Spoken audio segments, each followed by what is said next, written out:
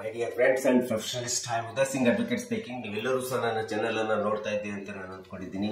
Share ಮಾಡಿ, like ಮಾಡಿ, comment ಮಾಡಿ, ಮತ್ತು ನನ್ನ ಚಾನಲ್ಗೆ ಇನ್ನೂ ಯಾರ್ಯಾರು ಸಬ್ಸ್ಕ್ರೈಬ್ ಆಗಿಲ್ಲ ದಯವಿಟ್ಟು ನೀವೆಲ್ಲರೂ ಸಬ್ಸ್ಕ್ರೈಬ್ ಆಗಬೇಕಂತ ಕೇಳ್ಕೊಳ್ತಾ, ಇವತ್ತು ನಾನು ಇನ್ನೊಂದು ವಿಷಯವನ್ನು ತೆಗೆದುಕೊಂಡು ನಿಮ್ಮ ಮುಂದೆ ಬಂದಿದ್ದೆ. ಇವತ್ತು ನಾನು ಆಯ್ಕೆ ಮಾಡ್ಕೊಂಡಿರ್ತಕ್ಕಂಥ ವಿಷಯ ಅಂತಂದ್ರೆ ಶೀಘ್ರ ನ್ಯಾಯದಾನಕ್ಕಾಗಿ ದಿಟ್ಟ ಹೆಜ್ಜೆ ಇಟ್ಟಂತ ಕರ್ನಾಟಕ ಸರ್ಕಾರ. ಸೊ ಈ ಒಂದು ಶೀರ್ಷಿಕೆ ಅಡಿ ಒಳಗಡೆ ನಾನು ಈ ವಿಡಿಯೋವನ್ನು ಮಾಡ್ತಾ ಇದ್ದೇನೆ.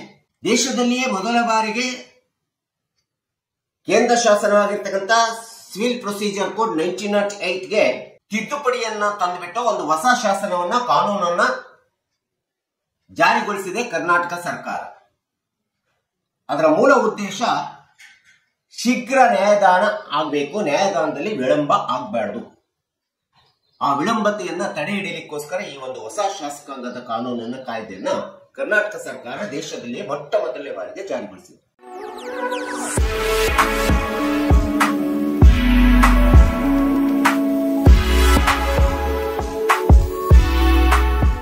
ಎಷ್ಟೋ ಸಾಮಾನ್ಯ ಜನರು ತಮ್ಮ ಸಿವಿಲ್ ವೆಚ್ಚಗಳನ್ನ ನ್ಯಾಯಾಲಯಗಳಲ್ಲಿ ದಾಖಲಿಸಿಕೊಂಡಂತ ಸಂದರ್ಭದಲ್ಲಿ ಇವತ್ತಿನ ದಿನಗಳಲ್ಲಿ ನಿಮಗೆಲ್ಲರಿಗೂ ಗೊತ್ತಿರೋ ಹಾಗೆ 10 ವರ್ಷ, 15 ವರ್ಷ, 20 ವರ್ಷಗಳವರೆಗೆ ನ್ಯಾಯದಾನದ ವಿಳಂಬ ಆಗ್ತಾ ಇರತಕ್ಕಂಥದ್ದು, ಮತ್ತು ಎಷ್ಟೋ ಕಕ್ಷಿದಾರರು ಅಥವಾ ಸಾರ್ವಜನಿಕರು ನ್ಯಾಯಾಲಯದಲ್ಲಿ ಬಂದ್ಬಿಟ್ಟು ತಮ್ಮ ಹಣ, ಸಮಯ, ಆರೋಗ್ಯ ಕಳೆದುಕೊಂಡ್ಬಿಟ್ಟು ನ್ಯಾಯಕ್ಕೋಸ್ಕರ ಹೋರಾಟ ಮಾಡಿ ತಮ್ಮ ಬದುಕನ್ನೇ ಕಳೆದುಕೊಂಡಿರ್ತಕ್ಕಂಥದ್ದು ನಿಮ್ಗೆಲ್ಲರಿಗೂ ಸಹ ಗೊತ್ತಿರುವಂತ ಸತ್ಯ. ಹಿಂದೆ ಒಂದು ಪ್ರವರ್ಬ್ ಇತ್ತು, justice delayed is A justice denied ಅಂತೇಳಿ. ಆದ್ರೆ ಈ ಒಂದು ಹೊಸ ಶಾಸನವನ್ನ ಕರ್ನಾಟಕ ಸರ್ಕಾರ ತಂದಿರೋದ್ರ ಮೂಲಕ ಮೂಲ ಉದ್ದೇಶ ಅಂತಂದ್ರೆ justice is not denied, justice is not delayed ಎಂಬತಕ್ಕಂಥದ್ದನ್ನ ಈ ಕಾನೂನಿನಲ್ಲಿ ನಾವು ನೋಡಬಹುದಾಗಿದೆ. ಇನ್ನು ಮುಂದೆ ಕಕ್ಷಿದಾರರು, ಸಾರ್ವಜನಿಕರು ಯಾವುದೇ ದಾವೆಗಳನ್ನ, ಸಿವಿಲ್ ದಾವೆಗಳನ್ನು ತೆಗೆದುಕೊಂಡು ನ್ಯಾಯಾಲಯದಲ್ಲಿ ಬಂದಂತ ಸಂದರ್ಭದೊಳಗಡೆ ದಶಕಗಳವರೆಗೆ ಕಾಯುವಂತ ಅವಶ್ಯಕತೆ ಇಲ್ಲ. ಈ ರೀತಿಯಾದಂತ ವಿಳಂಬವಾಗುವಂತ ನ್ಯಾಯದಾನ ವಿಳಂಬವಾಗುವುದಕ್ಕೆ ಮುಕ್ತಿಯನ್ನ ಕೊಡಬೇಕು.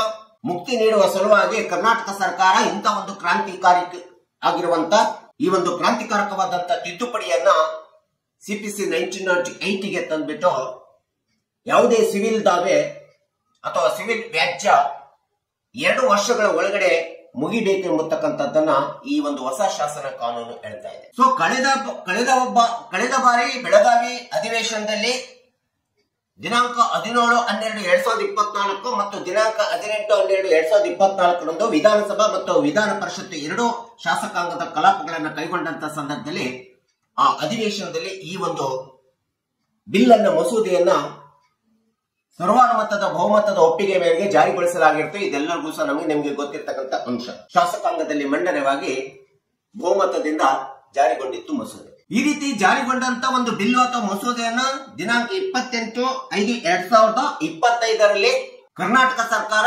ಜಾರಿಗೊಳಿಸಿರ್ತಕ್ಕಂಥದ್ದು ನಾವು ನೋಡ್ತೀವಿ.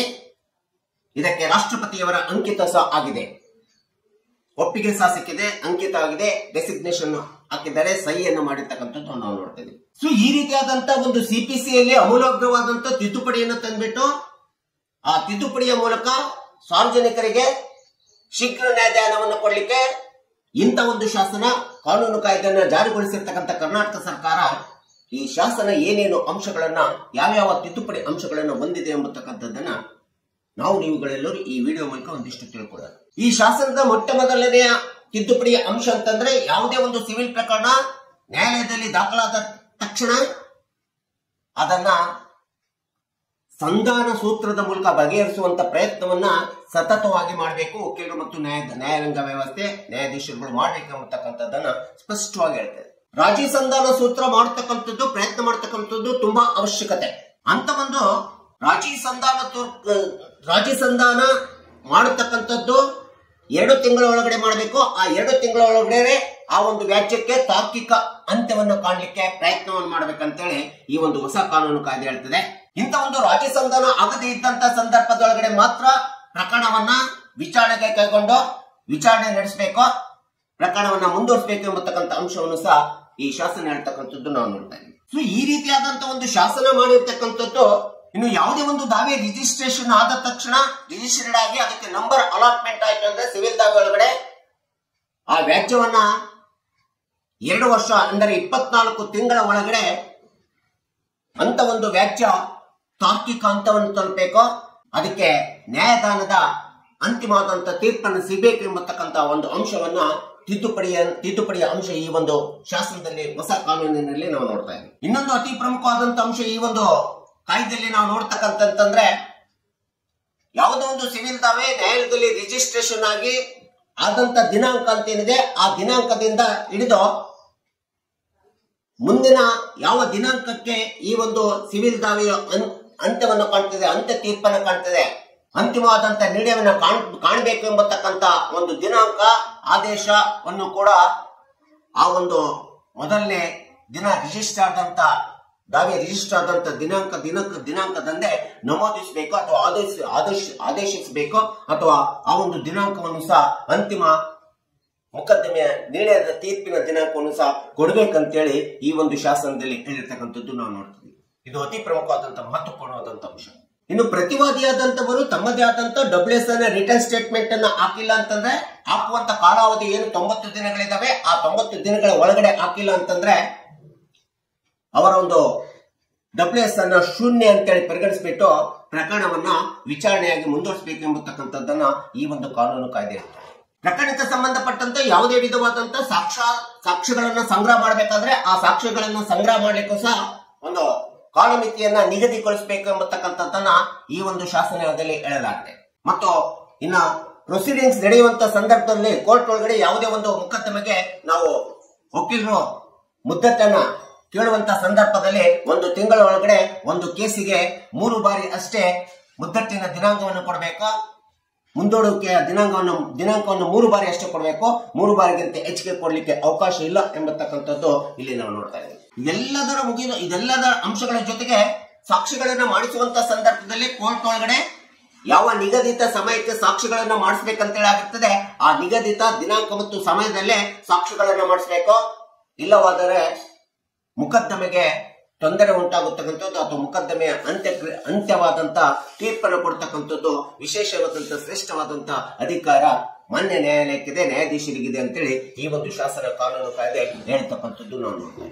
ಕರ್ನಾಟಕ ಸರ್ಕಾರ ಸಂವಿಧಾನದ ಪರಿಚ್ಛೇದ 200 ಮತ್ತು 254 ಅಡಿ ಒಳಗಡೆ ಏನು ಹಿಂದೆ ಬೆಳಗಾವಿ ಅಧಿವೇಶನದಲ್ಲಿ ಶಾಸಕಾಂಗದ ಸದಸ್ಯರು ಬಹುಮತವನ್ನು ಒಪ್ಪಿಕೊಂಡು ಈ ಒಂದು ಬಿಲ್ ಅನ್ನ ಮಸೂದೆಯನ್ನು ಜಾರಿಗೊಳಿಸಿದ್ರು, ಒಪ್ಪಿಗೆಯನ್ನು ಕೊಟ್ಟಿದ್ರು. ಅಂತ ಒಂದು ಮಸೂದೆಯನ್ನ ಕರ್ನಾಟಕ ಸರ್ಕಾರದ ಘನ ರಾಜ್ಯಪಾಲರು ಈ ಒಂದು ಮಸೂದೆಯನ್ನ ರಾಷ್ಟ್ರಪತಿಯವರ ಅಂಕಿತಕ್ಕೋಸ್ಕರ ಮೀಸಲು ಇಟ್ಟಿರ್ತಕ್ಕಂಥದ್ದು ನಾವು ನೋಡ್ತಿದ್ದೀವಿ. ಆ ರೀತಿಯಾದಂತ ಈ ಮಸೂದೆಗೆ ಮೀಸಲಿಟ್ಟಂತ ಮಸೂದೆಗೆ ರಾಷ್ಟ್ರಪತಿಯವರು 19/5/2025 ಸಹಿಯನ್ನು ಹಾಕಿದ್ದಾರೆ, ಅಂಕಿತವನ್ನು ಹಾಕಿದ್ದಾರೆ. ಅವರು ಹಾಕಿರ್ತಕ್ಕಂಥ ಇಂಥ ಒಂದು ಹೊಸ ಶಾಸನ ಕಾನೂನು ಕಾಯ್ದೆಗೆ